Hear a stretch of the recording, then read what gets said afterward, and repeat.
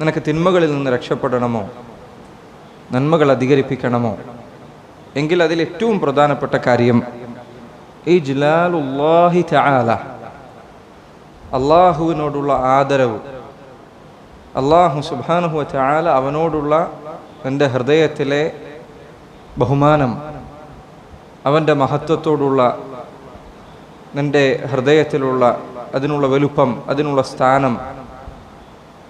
ഇജ്ലാലുല്ലാഹി തആല അൻ യുഅസാ വഹുവ യറാ വയസ്മഅ.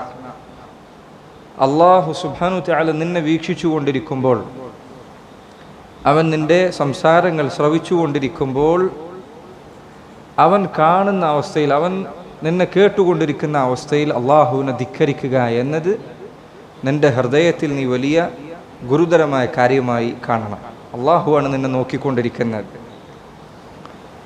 ومن قام بقلبه مشهد إجلاله لم يطاوعه قلبه لذلك البتة.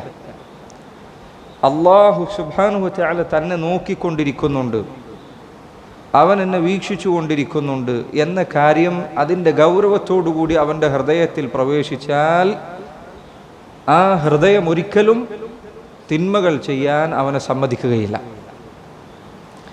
റബ്ബ് എന്നെ നോക്കിക്കൊണ്ടിരിക്കുന്നുണ്ട്, അള്ളാഹു എന്നെ വീക്ഷിക്കുന്നുണ്ട്, അതിൻ്റെ ഗൗരവം നിൻ്റെ ഹൃദയത്തിൽ പ്രവേശിച്ചു കഴിഞ്ഞാൽ, അള്ളാഹു ആരാണ് എന്ന് നിനക്ക് മനസ്സിലായി കഴിഞ്ഞാൽ, അള്ളാഹു സുബ്ഹാനഹു വ തആലയെ ധിക്കരിക്കാൻ ഒരിക്കലും നിൻ്റെ ഹൃദയം നിന്നെ സമ്മതിക്കുകയില്ല.